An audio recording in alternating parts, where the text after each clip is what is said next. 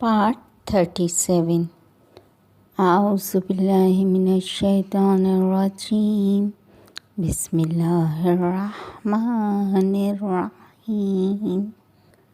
یہ کاشانہ بصیرت کا آڈیو بک چینل ہے اور آپ کے زیر سماعت کتاب ہے اسلامی تہذیب و ثقافت، جس کے مؤلف ہیں ڈاکٹر علی اکبر ولایتی، مترجم ہیں معارف اسلام پبلیشرز۔ اس کا آپ 37 حصہ ملاحظہ کر رہے ہیں۔ 7واں باب اسلامی تہذیب کے جمود کے اندرونی اور بیرونی اسباب، صفحہ نمبر 189۔ الف بیرونی اسباب۔ نمبر 1، صلیبی جنگیں۔ بلا شبہ صلیبی جنگوں کے برپا ہونے کا ایک مضبوط ترین سبب دینی اور مذہبی انگیزہ تھا۔ اس بات کو مسلمان اور عیسائی دونوں لوگ قبول کرتے ہیں، البتہ ان جنگوں کے برپا ہونے کے دیگر اسباب بھی بیان ہوئے ہیں۔ مثلاً عیسائی معاشروں میں پادریوں کے اثر و رسوخ کا بڑھنا، ایشیا صغیر میں سلجوقی ترکوں کو پیش قدمی سے روکنا، قسطنطنیہ کا مسلمانوں کے ہاتھوں سے نکل جانا، عیسائیوں کا بالکان کے علاقے میں داخل ہونا، عیسائیوں میں شوالیہ۔ یہ قرون وسطیٰ کے عیسائی گھڑ سوار سپاہیوں کو کہا جاتا تھا۔ تو عیسائیوں میں شوالیہ سپاہیوں میں اپنی شجاعت دکھانے اور یروشلم کی بادشاہت پر قبضہ کرنے کے لیے جوش و خروش پیدا ہونا، اور ان سب سے اہم یورپی ممالک کی معاشرتی اور سیاسی صورتحال۔ یورپ کی معاشرتی اور سیاسی صورتحال کا اگر تجزیہ کریں تو معلوم ہوگا کہ دنیا کے اس حصے میں بادشاہتوں کا ایک درخشاں ترین دور فرانس کے بادشاہ چارلمیگن کا زمانہ 800 عیسوی تھا۔ ٹھیک اسی زمانے کے مسلمانوں کی پیش قدمی اپنے عروج کو پہنچ چکی تھی۔ وہ عیسائیوں کے لیے ایک بہت بڑا رقیب شمار ہوتے تھے۔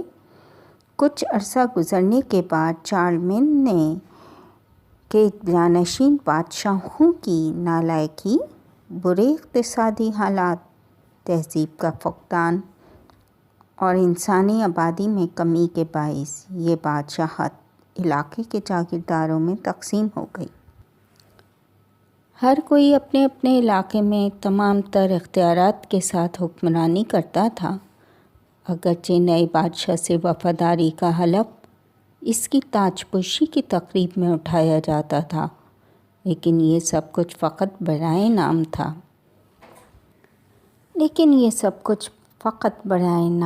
تھا۔ فوج بھی ان گھڑ سواروں پہ مشتمل ہوتی تھی جن کی باغ دوڑ بادشاہ اور ان جاگیرداروں کے ہاتھوں میں تھی۔ 10ویں صدی عیسوی سے مغربی یورپ بالخصوص فرانس میں اقتصادی اور صنعتی ترقی کے ساتھ ساتھ آبادی میں بھی اضافہ ہونے لگا۔ انہی حالات کے ساتھ ساتھ مصر بھی ہندوستان اور یورپ کے مابین پل کی حیثیت اختیار کر گیا۔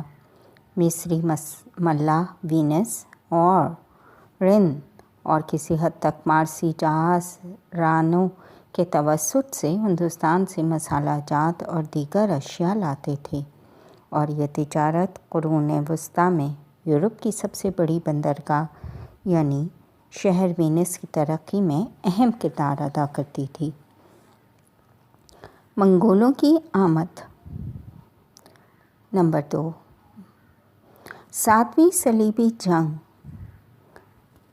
کے زمانے میں منگولوں نے ایشیا کے مشرق سے اسلامی ممالک پہ حملہ کر دیا اور ایران کے بادشاہ سلطان محمد خوارزم شاہ کو شکست دی اور فرار پہ مجبور کر دیا۔ حقیقت میں 13ویں صدی عیسوی کو وحشت و خوف کی صدی کا نام دینا چاہیے، کیونکہ اس صدی میں وحشیوں کا تحرک اور تمدنوں کا زوال ایک ساتھ تھا۔ سرزمین شام اس زمانے میں ایوبی امراء کے ہاتھوں میں تھی، جس کے ہر منطقے میں ایک حاکم حکومت کرتا تھا۔ مصر بھی خاندان غلاما کے قبضے میں تھا اور وہ ایوبیوں کے دشمن تھے۔ ہلاکو خان نے اس موقع سے فائدہ اٹھایا اور اپنے سپاہیوں کو شام کی طرف حرکت دی، لیکن مصری خاندان غلاما کے امیر قدوس نے سال 658 قمری میں منگولوں کو عین جالوت کے علاقے میں شکست دی۔ منگولوں کے زمانہ ظہور سے ہی عیسائی ان کے حلیف بننے کے خواہش مند تھے۔ انہوں نے بہت سے سفراء منگولوں کے دربار میں بھیجے۔ ایک طرف منگولوں کی مغرب کی طرف تیزی سے حرکت نے انہیں منگولوں کی طاقت سے آگاہ کیا، دوسری طرف سے مسلمانوں کی جنگ عین جالوت میں فتح سے وہ اس اندیشے میں پڑے کہ خاندان ممالک یعنی کہ غلاما عیسائیوں کے لیے بہت بڑا خطرہ ہیں۔ اسی لیے انہوں نے منگولوں کے ساتھ اتحاد کا ارادہ کیا۔ پاپائے اعظم اور بن جہارم نے ہلاکو خان کی طرف خط بھیجا۔ اس میں اس نے ہلاکو خان کے عیسائیوں کے ساتھ طرز عمل کی تعریف کرنے کے ساتھ ساتھ اسے عیسائیت قبول کرنے کی بھی دعوت دی۔ ہلاکو خان خط پہنچنے سے پہلے ہی 1264 سے 663 عیسوی میں ہی مر گیا اور اس کا بیٹا اباقا خان اس کا جانشین مقرر ہوا۔ نئے خان نے بادشاہ بیزناس قسطنطنیہ کی بیٹی سے شادی کی ہوئی تھی اور دین مسیحیت قبول کر چکا تھا۔ وہ عین جالوت کی شکست سے سخت رنجیدہ تھا اور اپنے اسلاف سے بڑھ کے عیسائی دنیا سے روابط کا خواہش مند تھا۔ بہت سے سفراء جو منگولوں کے خان سے مغرب کی طرف جاتے تھے عیسائی تھے اور کوشش کر رہے تھے کہ عیسائیوں کو یروشلم اور بیت المقدس پر حملے میں اپنا حلیف بنائیں۔ لیکن اباقا خان کو 680 قمری میں حمص کے مقام پہ سلطان قلادون کی طرف سے شدید شکست کا سامنا کرنا پڑا۔ جب احمد کلودار نے اسلام قبول کیا اور مسند حکومت میں متمکن ہوا تو ممالک اور منگولوں میں دوستانہ روابط پیدا ہوئے۔ تو سلطان قلادون نے موقع سے فائدہ اٹھایا اور اپنی پوری طاقت کو صلیبیوں کے خلاف استعمال کیا۔ اس کے بعد اس کے فرزند ملک اشرف شرف نے بھی باپ کی ہی روش کو جاری رکھا۔ 690 قمری میں 1291 عیسوی میں صلیبیوں کے آخری گروہ کو شام سے نکالا۔ منگولوں اور ممالک کے درمیان دوستانہ روابط زیادہ عرصے نہ چل سکے۔ نتیجہ یہ ہوا کہ دونوں میں جنگ ہوئی۔ غازان خان نے مصر اور شام پہ قبضہ کیا، لیکن ممالک کی فوج نے بالآخر منگولوں کو 702 اور 1303 عیسوی میں ہمیشہ کے لیے شام سے نکال دیا۔ منگولوں کا حملہ اور اس کے نتائج۔ اسلامی دنیا کو تاریخ میں اگرچہ اغیار کے حملوں کے تجربات ہوئے، لیکن کم کہہ سکتے ہیں کہ ان میں سے کوئی تجربہ بھی منگولوں کی مانند شدید حملہ اور تلخ تھا۔ ہم اس مختصر سے تبصرے میں کوشش کریں گے کہ اسلامی تہذیب و تمدن کے جمود میں وحشی منگولوں کے ہولناک طوفانی حملوں کے کردار کا جائزہ لیں۔ اسلامی دنیا پہ منگولوں کا حملہ۔ منگولوں کے قبائل کے مقتدر سربراہ چنگیز خان نے اپنے ماتحت قبائل کی ضروریات کو پوری کرنے کے لیے ہمسایہ ممالک یعنی چین اور ایران کو غارت کرنے کا پروگرام بنایا۔ چین نے اس زمانے میں اختلاف اور تفرقے کا مرکز بنا ہوا تھا۔ اس نے سب سے پہلے اسی ملک پہ حملے کی تیاری کی۔ 2 سال تک اس کے چین پہ حملات جاری رہے۔ ان 2 سالوں میں اس نے اس نعمات سے مالا مال ملک کو تباہ و برباد کر دیا۔ ان حملات کے بعد اس کا دنیا اسلام پہ تجاوز کرنے کا ارادہ نہ تھا، کیونکہ اسے ایران کے بادشاہ سلطان محمد خوارزم شاہ کی قوت و طاقت کے حوالے سے بہت خبریں مل رہی تھیں۔ اس نے کوشش کی کہ سب سے پہلے اس ملک کے حوالے سے دقیق معلومات حاصل کرے اور ساتھ ہی ساتھ کسی بھی عنوان سے اسے حملہ شروع کرنے کا بہانہ بھی مل جائے۔ اسی زمانے میں خلافت عباسیہ روز بروز اپنی طاقت کھو رہی تھی۔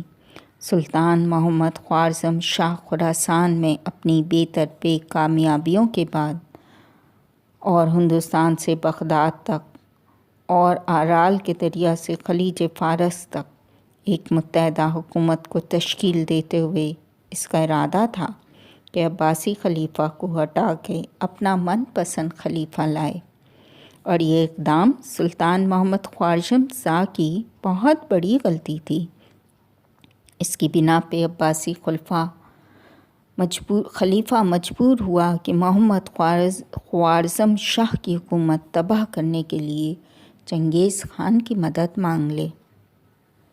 اگرچہ یہ موضوع چنگیز خان کے لیے مناسب بہانہ بن سکتا تھا، لیکن ایران پر 615 اور 1218 عیسوی میں حملے کی اصل وجہ منگولوں کا وہ تجارتی قافلہ بنا جو کہ خوارزم شاہ کی مملکت کے مشرقی سرحدی علاقے میں شہر اترار کے حاکم کے ہاتھوں تباہ و برباد ہوا۔ اس قافلے میں سوائے ایک شخص کے تمام افراد قتل ہو گئے۔ یہ وہی وقت تھا کہ چنگیز خان نے ایران پہ حملے کا حکم صادر کر دیا۔ منگولوں کی پیش قدمی۔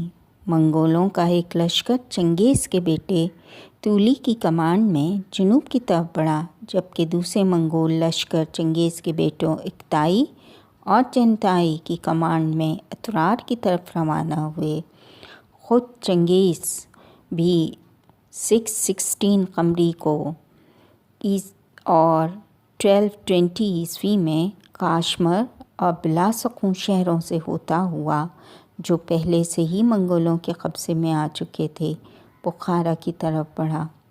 سلطان محمد خوارزم شاہ کہ جسے ابھی تک منگولوں کا سامنا نہیں ہوا تھا، سمرقند سے بخارا اور بخارا سے سیہون کی طرف لشکر کے ساتھ بڑھا۔ اس دوران اس نے تمام صوبوں سے فوج کو جمع کرنے کا حکم دیا۔ منگولوں کے ساتھ جنگ میں سلطان محمد شاہ خوارزم کی فوج پہ ایسی سخت ضرب لگی کہ اگر اس کے شجاع بیٹے جلال الدین کی جاں فشانی نہ ہوتی تو وہ خود بھی اس لڑائی میں مارا جاتا۔ بہرحال شکست نے سلطان محمد کے دل میں ایسا خوف ڈالا کہ وہ مازندران کی طرح فرار ہوا اور وہاں سے کسی جزیرے میں پناہ لی اور وہیں غم سے جان دے دی۔ منگولوں کا پہلا نشانہ شہر اترار تھا کہ وہاں ان کا تجارتی قافلہ لوٹا گیا تھا۔ سب سے پہلے انہوں نے اسی شہر کا محاصرہ کیا۔ 5 مہینے کی مزاحمت کے بعد شہر والوں نے ہتھیار ڈال دیے۔ حملہ آور منگولوں نے کسی پر رحم نہ کیا، سب کو خاک و خون میں غلطہ کیا۔ منگولوں نے یہاں سے مملکت ایران کو ویران کرنا شروع کیا اور پھر جو بھی شہر ان کے راستے میں آیا سب شہر والوں کا قتل عام کیا، اور پھر اس شہر میں سوائے خاکستر کے کوئی چیز باقی نہ رہنے دی۔ یہاں تک ہم نے آپ کے صفحہ نمبر 194 تک آپ کو گوش گزار کیا۔